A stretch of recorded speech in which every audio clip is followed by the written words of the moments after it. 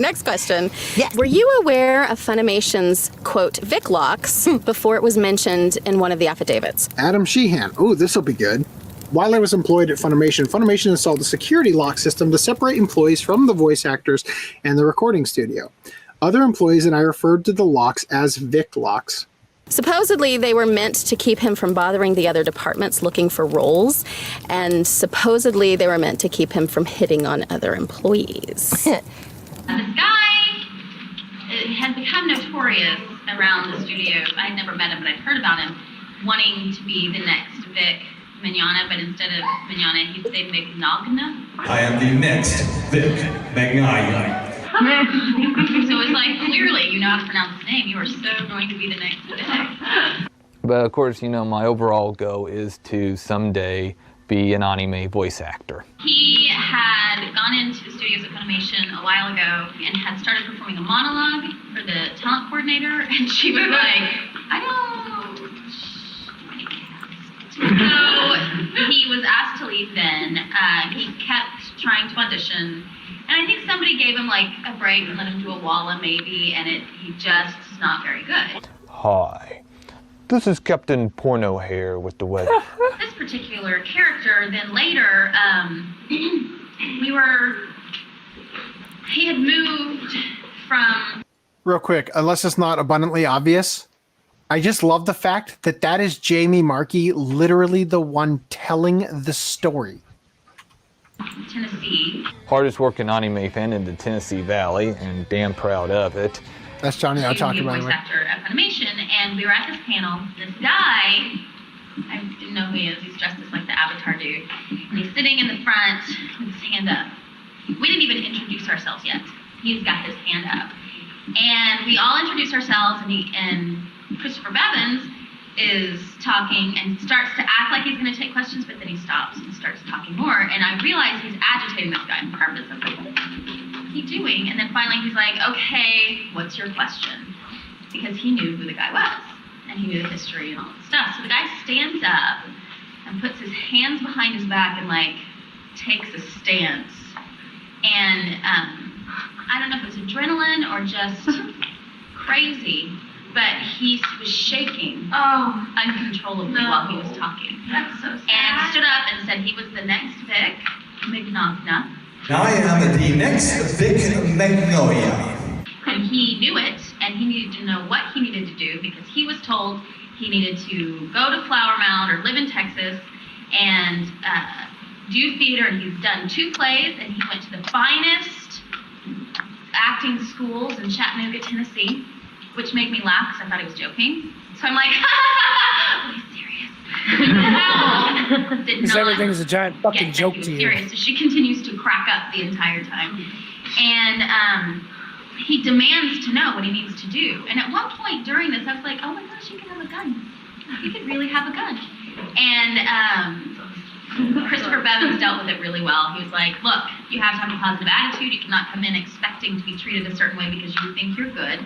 You have to, be nice to other people. Except you do that. Then the guy, nods and grabs his stuff and leaves.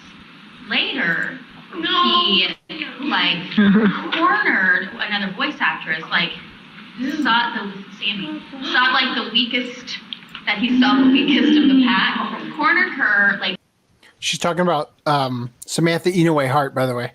Against a wall and demanded that she help him get into the industry, that she was his only hope. And he eventually got kicked out of the convention, is no longer allowed in any conventions in Texas because of his behavior. He stormed into Funimation and at the new studios and had to be forcibly removed. And he is the reason why we have those locks. And you have to have passed in the badges to get Dun, dun, now. dun! It's terrifying. He's really crazy. Yeah. And I hope he doesn't watch this because now I'm going to die. My name is Jonathan Macmillan Cook, and I am the next Vic Mignogna. And I have the sound checks to prove it. I really don't have the kind of, I guess you could say, the kind of voice that I would like to have. Funimation's already got a copy, and of course I have done various other things in cosplay past.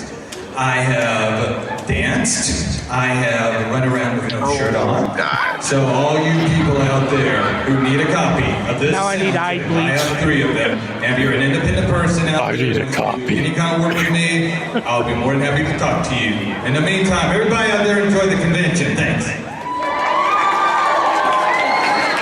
Well, I mean, everyone was aware of the locks when they were put in because it kept us from going to the other side of the building where many of us would go to use the restroom and get snacks.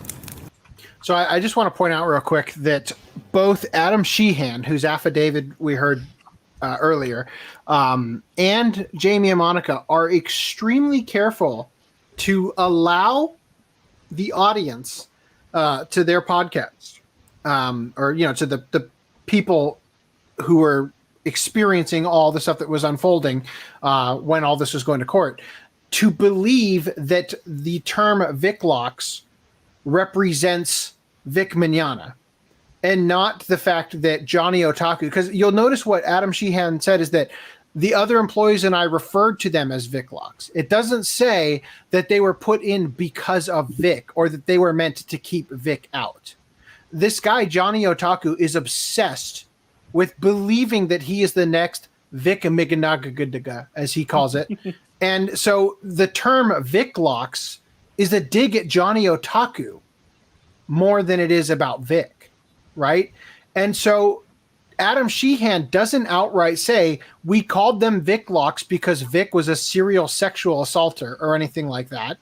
And Jamie and Monica basically just acknowledge it and move on to a story, as we're going to hear here, about not being able to use the bathrooms on the other side of the building. They had a good break room. Yeah, because remember, like back then, so all the the big giant bathrooms that had like several stalls, and then this giant break room was all on the other side. All you had at that time on the actor side was like, I wouldn't even call it a break room. It was like a coffee machine and a vending was a machine. short hallway with things in it. And Yes. And then like Yeah, each, coffee like pot, one stuff like stall per gender, right? yeah. Which was Not she that the said guys gender, ever no such listened thing. to that. No, I didn't either, to be fair. Kyle Did she Phillips, I'm stall? talking about Big you. dick. I went into both too. Like there was a couple of times that got kind of awkward when I would come out of the bathroom, the boys' bathroom, and they were Right. like, Monica, I'm like, look, when you gotta pee and you're in a session, you gotta pee. That's right. That's right.